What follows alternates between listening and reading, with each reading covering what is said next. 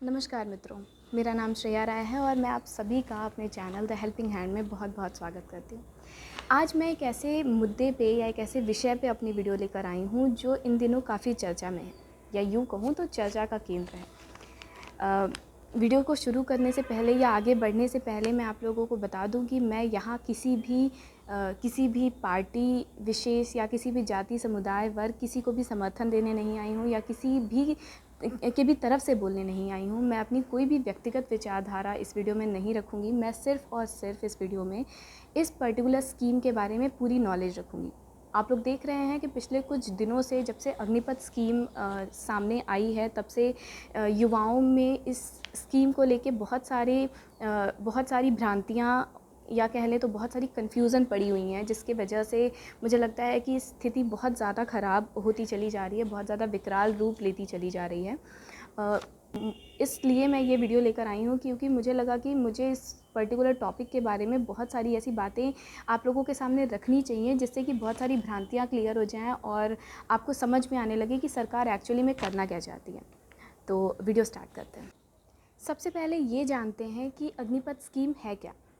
तो दोस्तों, अग्निपथ स्कीम सेना में भर्ती होने के लिए भारत सरकार द्वारा चलाई गई एक ऐसी योजना है जिसमें भारत सरकार आज के जो युवा हैं यानी 17 साल से लेकर 21 साल तक के जो भी बच्चे हैं, जो भी युवा हैं, उन्हें एक सुनहरा अवसर दे रही है 4 साल के लिए कि वो सेना में भर्ती हो सके, या फिर एक तरीके से हम कह सकते हैं कि भारत माता की सेवा करने का एक सुनहरा अवसर उठा सकते हैं, जिसके उन्हें काफ़ी सारे फ़ायदे मिलेंगे। यहाँ सिर्फ सेवा वाली बात नहीं है, जिसके लिए उन्हें इस स्कीम के अंदर बहुत सारी ऐसी चीज़ें हैं जो आपको ही बहुत सारे तरीके से बेनिफिट पहुँचाएंगी। आपसे कुछ मांगा नहीं जा रहा है, आपको दिया ही जा रहा है बदले में। अगर मैं ये कहूँ कि सेना में भर्ती होने के लिए अब तक का ये सबसे बड़ा बदलाव है तो इसमें कोई भी गलत बात नहीं होगी, क्योंकि ये सबसे बड़ा बदलाव है।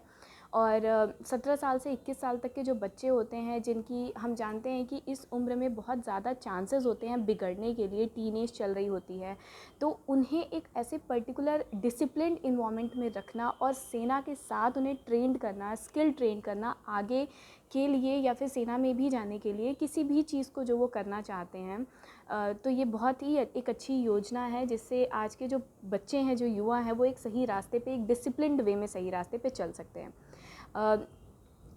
इस योजना के तहत जो भी बच्चे या जो भी युवा मैं कह लूँ वो अग्निपथ योजना के साथ जुड़ेंगे, उन्हें अग्निवीर के नाम से जाना जाएगा। और ये अग्निवीर भारतीय सेना के तीनों ही अंगों में भर्ती किए जाएंगे, मतलब थल सेना, वायु सेना, नौसेना, तीनों ही जो अंग हैं भारतीय सेना के, उन तीनों ही अंगों में उनकी भर्ती की जाएगी। बहुत सारे लोगों का ऐसा विचार है कि सरकार ने ऐसे ही ये योजना दे दी या फिर कुछ भी मतलब सोचा समझा नहीं, ऐसा कुछ नहीं है। मैं आप लोगों को बता दूं कि पिछले काफ़ी महीनों से बहुत ही जो भी विशिष्ट अधिकारी लोग रहे हैं सेना के, उन लोगों के साथ एक गंभीर बातचीत के दौरान या फिर बहुत एक अच्छे तरीके से एक मैनेजमेंट से स्कीम को लेके आया गया है और बहुत वेल डिसिप्लिन्ड इस स्कीम को चलाया जाएगा आगे चल के। इस पूरे स्कीम के तहत 17 साल से लेकर 21 साल तक के जो भी युवा हैं, उन्हें इस स्कीम में भर्ती कराने के लिए कोई भी ज़बरदस्ती नहीं है। जबकि मैं आपको बताऊं कि पूरे दुनिया में ऐसे 16 ऐसे देश हैं जहां पे ऐसी छोटी छोटी स्कीम्स चलती रहती हैं।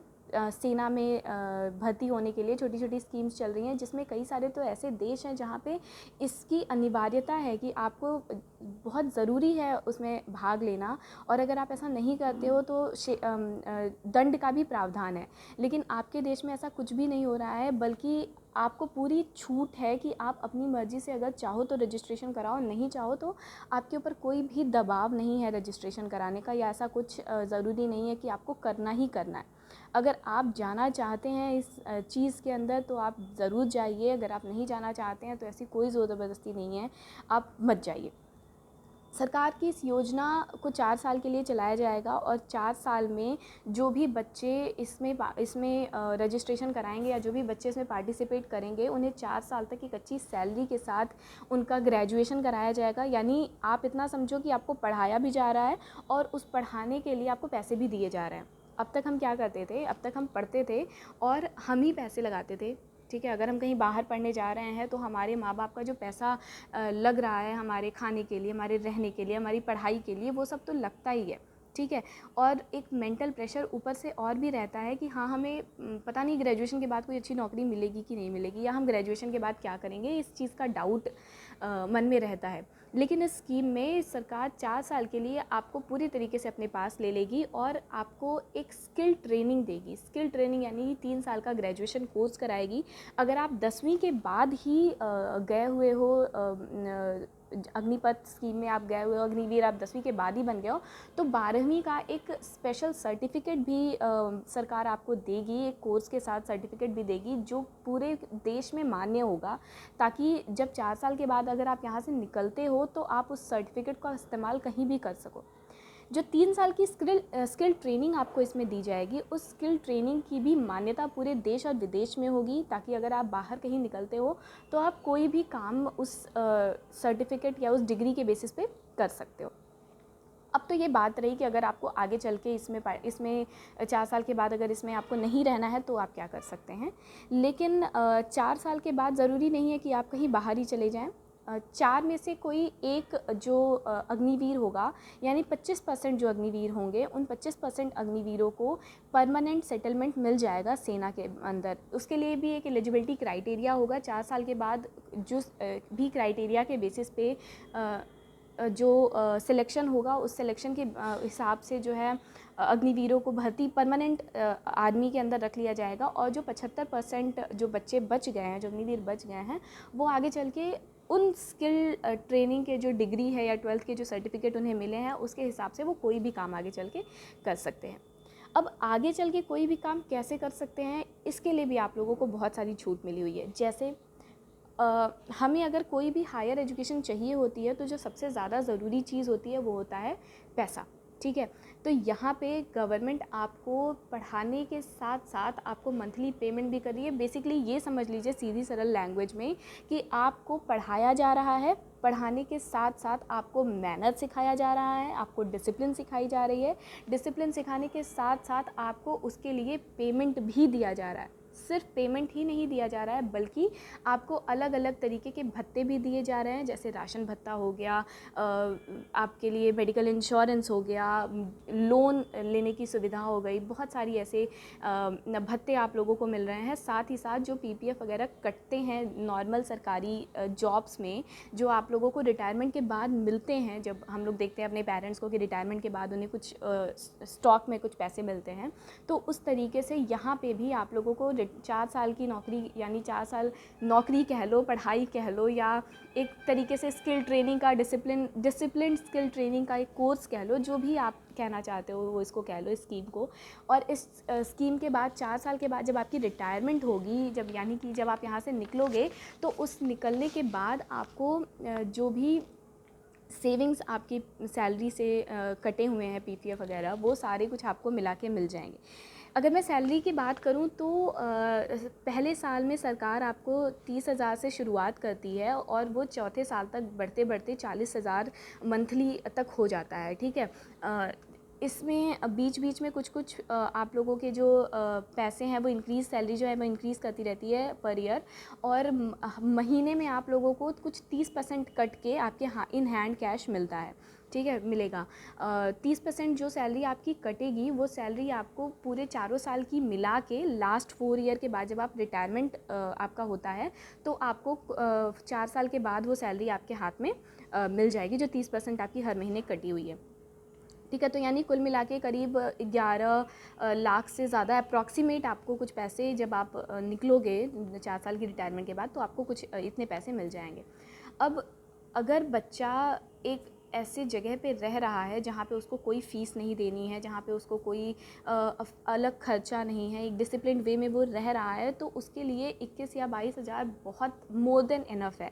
उसे और कोई ऐसा काम नहीं है, कोई उसके ऊपर ऐसा प्रेशर नहीं है कि उसे कहीं पे भी पैसे यूज़ करने हैं। तो बहुत सारे पैसे आप आराम से पर मंथ सेव कर सकते हो। अपने एक अच्छे खर्चे के बाद भी आप पर मंथ अच्छे से पैसे सेव कर सकते हो, और उसके बाद जो आपको 30% के जोड़ के जो पैसे मिल रहे हैं वो तो मिल ही रहे हैं।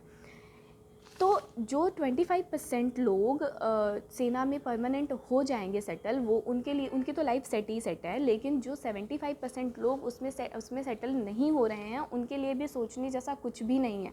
अगर वो चाहें तो आगे चल के अपनी जो भी उनकी ड्रीम जॉब है उसे परस्यू कर सकते हैं। लाइक अगर आपने ग्रेजुएशन कर लिया है, वहाँ पे एक डिग्री ले ली है, तो आप हायर एजुकेशन में किसी भी, अगर आपको यूपीएससी में अटेम्प्ट देना है, तो भी आपको पता है कि यूपीएससी के लिए आपकी मिनिमम एज 21 ईयर होती है, तो आप उसमें भी अटेम्प्ट दे सकते हो। आप 3 साल तक वहाँ पे आराम से डिसिप्लिन्ड वे में तैयारी करो और बहुत आराम से आप यूपीएससी क्रैक कर सकते हो, या कोई भी ऐसे गवर्नमेंट एग्जाम्स आप क्रैक कर सकते हो। साथ ही साथ मैं आप लोगों को यहीं पे एक पॉइंट और बता दूं कि बहुत सारे ऐसे प्रदेश हैं, बहुत सारे ऐसे राज्य हैं जिन्होंने ये घोषणा भी कर दी है कि उनके जो भी स्टेट गवर्नमेंट एग्ज़ाम्स होंगे सेना रिलेटेड, उनमें वो उन पर्टिकुलर जो भी अग्निवीर हैं उन्हें कंसेशन भी देगी, उन्हें उस चीज़ के लिए वेटेज भी मिलेगा। तो आप लोगों को बहुत कम मेहनत में आराम से कोई भी नौकरी मिल सकती है। उसके बाद अगर आप मेडिकल करना चाहें तो आप मेडिकल कर सकते हैं, आप इंजीनियरिंग करना चाहें तो आप इंजीनियरिंग, कुछ भी आप कर सकते हैं बिना अपने माँ बाप के एक भी पैसा खर्च किए, क्योंकि आपके पास तब तक खुद के इतने पैसे हो चुके होंगे कि आपको अपने माँ बाप से पैसे लेने की कोई ज़रूरत नहीं पड़ेगी। ओके, तो मान लिया कि आपको जो बच्चे आगे पढ़ाई करना चाहते हैं वो क्या करेंगे।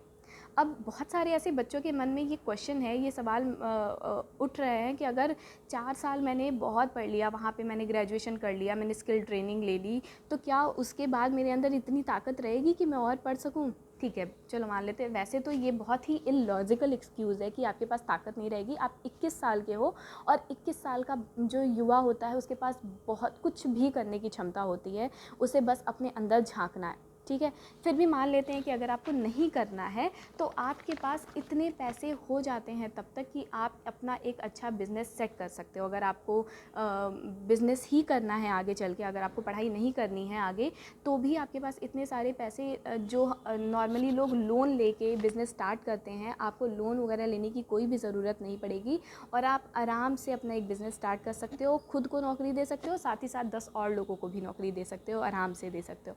ठीक है, तो ये कुछ ऐसे पॉइंट्स थे, मैं पूरा डिटेल लिख कर लेकर आई हूँ कि कौन कौन सी चीज़ें हैं जो इसमें ज़रूरी है। सबसे बहुत ज़्यादा ज़रूरी चीज़ मैं आप लोगों को यह बताना चाहती हूँ कि जो 17 साल से 21 साल की जो एज है टीनेज की, वो बहुत ज़्यादा ख़तरनाक होती है और पेरेंट्स बहुत ज़्यादा इस एज में बच्चों को लेकर डरते हैं अलग अलग चीज़ों के लिए, क्योंकि आज का इन्वायरमेंट ऐसा हो चुका है कि बच्चे किसी भी चीज़ से भटक सकते हैं। तो आप समझो कि 4 साल आप, मतलब ये गोल्डन पीरियड होगा 4 साल, इसकी कितनी तारीफ़ की जाए या फिर कितना इसको इसमें कितनी सारी आपके लिए एडवांटेजेस हैं, आपको समझना पड़ेगा। और बहुत, मतलब हम काउंट भी नहीं कर सकते हम इसमें कितनी सारी एडवांटेजेस हैं। लाइक आपको आपकी पढ़ाई नहीं छूट रही है, आपका ग्रेजुएशन, आपकी स्किल ट्रेनिंग आराम से हो रही है, आपको फाइनेंशियली कोई दिक्कत, कोई तकलीफ़ नहीं होगी, चाहे आप किसी भी फाइनेंशियल कंडीशन से निकलते हो, आप एक ही रहोगे वहाँ पे सेना में, चाहे कोई अमीर हो चाहे कोई गरीब हो, सबको एक समान रूप से देखा जाएगा। आप एक डिसिप्लिन्ड, मतलब पूरे दुनिया के सबसे डिसिप्लिन्ड जो अनुशासित सेना है, उसके साथ आपको रहने का, उसके तौर तरीके सीखने का, उसके साथ चलने का आपको मौका मिलेगा। और इससे बड़ी कोई बात मुझे लगता है कि एक देशवासी के लिए नहीं होनी चाहिए, एक देशभक्त के लिए नहीं होनी चाहिए। तो आपको वहाँ पे रहने का अवसर मिलेगा, आपके कोई भी पैसे नहीं लग रहे, इनफैक्ट आपको पैसे मिलते ही मिलते हैं। 4 साल में आप इतने डिसिप्लिन्ड हो जाओगे कि जब 21 साल के बाद आप वहाँ से बाहर निकलोगे तो आपको कोई भी ताकत ऐसी नहीं होगी जो आपको मैनिपुलेट कर दे या जो आपको डिस्ट्रैक्ट कर दे। उसके बाद आप किसी भी तरीके से अपनी लाइफ सेट कर सकते हो। अगर आप फॉर्चुनेटली उन 25% लोगों के अंदर आ जाते हो जो परमानेंट सेटल हो जाते हैं कुछ एलिजिबिलिटी क्राइटेरियाज़ के बेसिस पे, तब तो बहुत ही बढ़िया है। लेकिन अगर आप उसमें नहीं भी आते हो, अगर आप 75% लोगों में भी आते हो, तो भी आपके पास बहुत सारे ऐसे ऑप्शंस हैं, बहुत सारी ऐसे रास्ते खुले हुए हैं जो आप लोगों को आगे एक उज्जवल भविष्य की तरफ लेके जाएंगे। बहुत सारी ऐसी स्कीम्स आगे आ जाएंगी अग्निवीरों के लिए जो आप लोगों को बहुत ज़्यादा फ़ायदा देंगी। तो ये सारी बातें, मुझे लगता है मैंने बहुत सारी चीज़ें आप लोगों को बता दी और बहुत सारे मैक्सिमम कन्फ्यूज़न्स मैंने आप लोगों के क्लियर कर दिए हैं। जो भी एक बेसिक चीज़ें हैं किसी भी स्कीम के बारे में मुझे लगता है कि आप लोगों को सबसे पहले उस स्कीम के बारे में पूरी तरीके से नॉलेज ले लेनी चाहिए, पूरी तरीके से अपनी कन्फ्यूजन्स क्लियर कर लेनी चाहिए और फिर ही कोई स्टेप लेना चाहिए। और इस स्कीम के अंदर मुझे कोई भी ऐसी डिमेरिट नहीं दिखाई देती है। हाँ, अगर बात करें पेंशन की तो बहुत सारे लोगों की ऐसी भ्रांतियाँ हैं कि सरकार पेंशन नहीं दे रही है। तो पेंशन 21 साल की उम्र में किसी को पेंशन की क्या ज़रूरत है? अगर आप पेंशन का मतलब होता है आराम से बैठ के खाना, यानी पेंशन का जो पेंशन का चलन था वो क्या था कि अगर 60 साल की उम्र में कोई इंसान रिटायर हो रहा है तो उसे रिटायरमेंट के बाद कोई और वो उस एज में, क्योंकि वो इंसान बूढ़ा हो चुका होता है, तो उस एज में उसे रिटायरमेंट के बाद कोई और काम ना करना पड़े। लेकिन आप 21 साल की उम्र में रिटायर हो रहे हो और आप सोचो कि अगर आप 21 साल की उम्र में आप बैठ के सरकार के पैसे को खाओगे तो आपको कैसा लगेगा?